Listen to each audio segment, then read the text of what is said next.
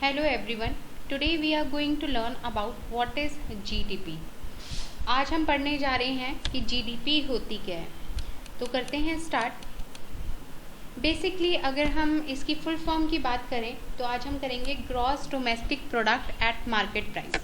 GDP की full form होती है ग्रॉस डोमेस्टिक प्रोडक्ट, मगर GDP को दो तरीके से कैलकुलेट किया जाता है. एक होता है मार्केट प्राइस के बेस पे, एक होता है फैक्टर प्राइस के बेस पे. इस वीडियो के अंदर हम gross domestic product market price के बेस पे कैलकुलेट करेंगे या उसका मतलब समझेंगे. तो करते हैं start. So gross domestic product refers to the market value of final goods and services produced within domestic boundaries of a country during period of 1 year.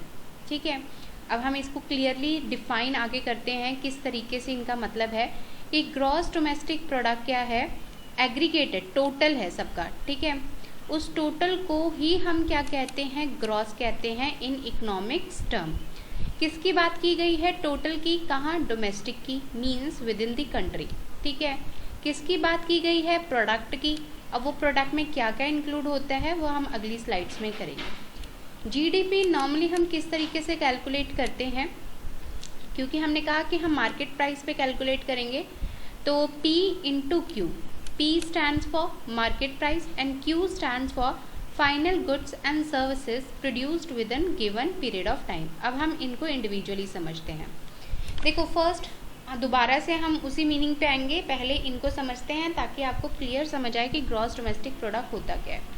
देखो फर्स्ट ऑफ ऑल हम मार्केट वैल्यू की बात कर रहे हैं. किन की market value की बात कर रहे हैं, गुड्स एंड सर्विसेज की. ठीक है, अब पहले हम जानते हैं गुड्स का मतलब क्या होता है एंड सर्विसेज का मतलब क्या होता है.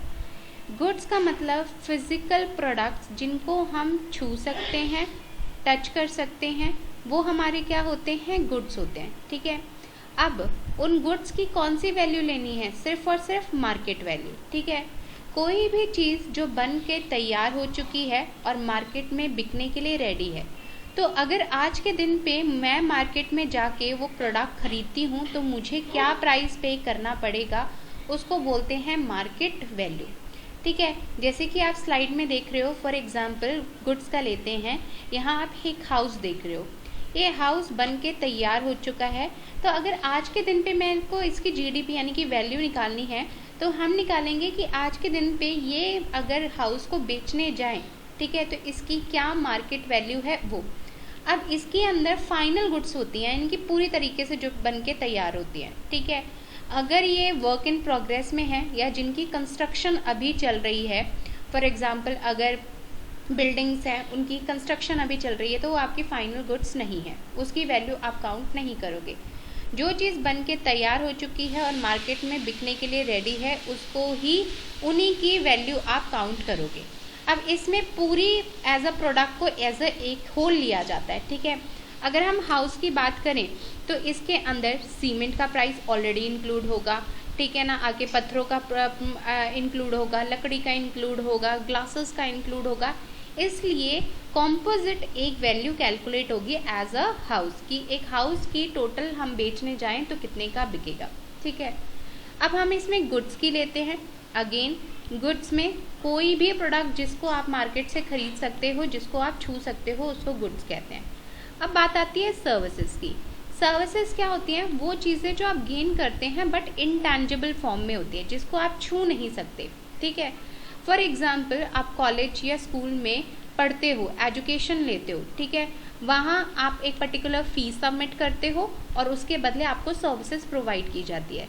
तो वो फीस जो है वो क्या कहलाएगी, आपकी market value of the service. ठीक है, आप अगर जिम में जाते हो, उस जिम से आप सर्विसेज यूज़ कर रहे हो, आप सर्विसेज ले रहे हो, तो उस जिम के लिए आप जिम की फीस पे कर रहे हो.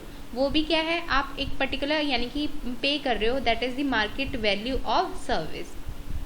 आप ट्रांसपोर्टेशन का मोड यूज़ करते हो. ठीक है ना, फॉर एग्जांपल अगर हम यूज़ करें, बस है, एरोप्लेन है, ट्रेन है, आप यहाँ से एक जगह से दूसरी जगह जाते हो. ठीक है, आप किसी टैंजिबल प्रोडक्ट के लिए नहीं पे कर रहे, आप एक जगह से दूसरी जगह जाने के लिए पे कर रहे हो, वो हमें उसके बदले कुछ दे नहीं रहे हैं. ठीक है ना, सिर्फ सर्विसेज. तो जितना किराया मैं उन चीज़ों के लिए पे कर रही हूँ, सिर्फ एरोप्लेन में सफ़र करने का, बसेस में, ट्रेन में जितना मैं किराया पे कर रही हूँ वो होगी मार्केट वैल्यू ऑफ सर्विसेज। तो जीडीपी की जब बात करते हैं तो हम उन्हीं की बात करते हैं फाइनल गुड्स एंड सर्विसेज, ठीक है।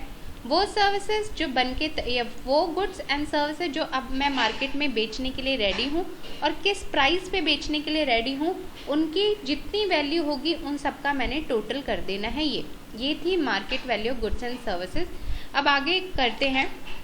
अब हमने कहा market value goods and services तो लेनी है, बट किन की लेनी है? जो मेरी डोमेस्टिक बाउंड्रीज के अंदर है।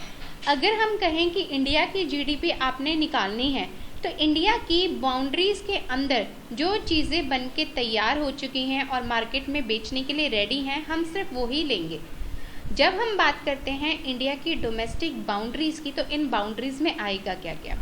फर्स्ट ऑफ ऑल आप स्क्रीन पे देख रहे हो इंडिया का मैप है, ठीक है। तो इंडिया की जोग्राफिकल बाउंड्रीज जो हैं, ठीक है, वो उस मैप से आपको दिख रही है।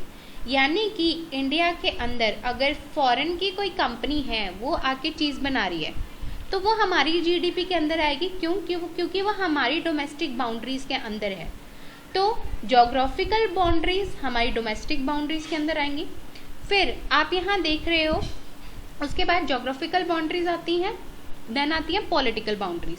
वो पॉलिटिकल बाउंड्रीज भी आपकी डोमेस्टिक बाउंड्रीज आएंगी, ठीक है। अब पॉलिटिकल बाउंड्रीज कौन कौन सी होंगी? फॉर एग्जाम्पल अगर हम बात करें, ये जो समुद्र का एरिया है जो इंडिया के अंदर है, ये जोग्राफिकल नहीं है, ठीक है। यहाँ हमारे देश के लोग जो मछलियाँ पकड़ते हैं या हम कहें कि ऑयल एक्सट्रैक्ट करते हैं, ठीक है, तो वो हमारी पॉलिटिकल बाउंड्रीज हैं, ठीक है। तो वो वहाँ से भी जो हम सर्विसेज प्रोवाइड कर रहे हैं या वहाँ से हम जो गुड्स प्रोड्यूस कर रहे हैं वो हमारी देश की जीडीपी के अंदर आएंगी।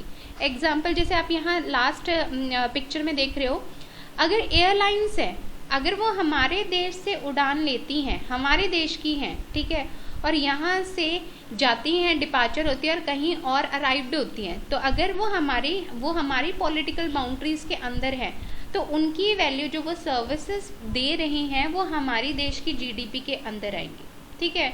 और ले लेते हैं फॉर एग्जांपल एम्बेसी है, ठीक है, हमारे देश की एम्बेसीज जो दूसरे देश में वर्क कर रही हैं तो वहाँ जो वो सर्विसेज प्रोवाइड कर रही हैं उनकी वैल्यू हमारे देश की जीडीपी में काउंट होंगी। क्यों? क्योंकि वो हमारे देश की पॉलिटिकल बाउंड्रीज के अंदर आएंगी। तो जीडीपी क्या हुआ?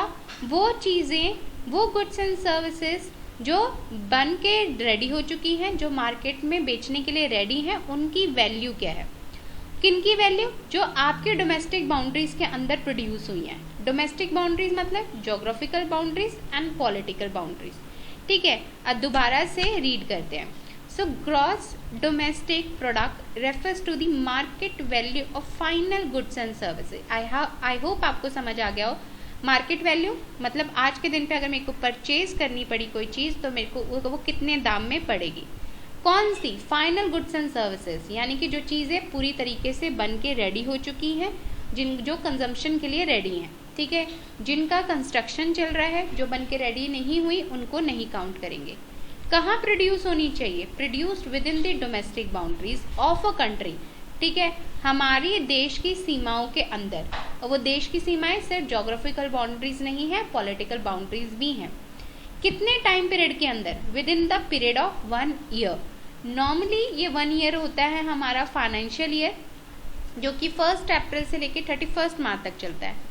एक साल के अंदर अंदर आपकी डोमेस्टिक बाउंड्रीज के अंदर कितनी चीज़ें बन के रेडी हो चुकी हैं, उनकी वैल्यू क्या है, उनको ही कहते हैं ग्रॉस डोमेस्टिक प्रोडक्ट। अब ग्रॉस वर्ड अभी आपको पहले बताया था, ग्रॉस का मतलब टोटल, जितनी चीज़ें बन के रेडी हो चुकी हैं उनका सबका हमने मार्केट प्राइस कैलकुलेट करना है, सबका टोटल कर देना है।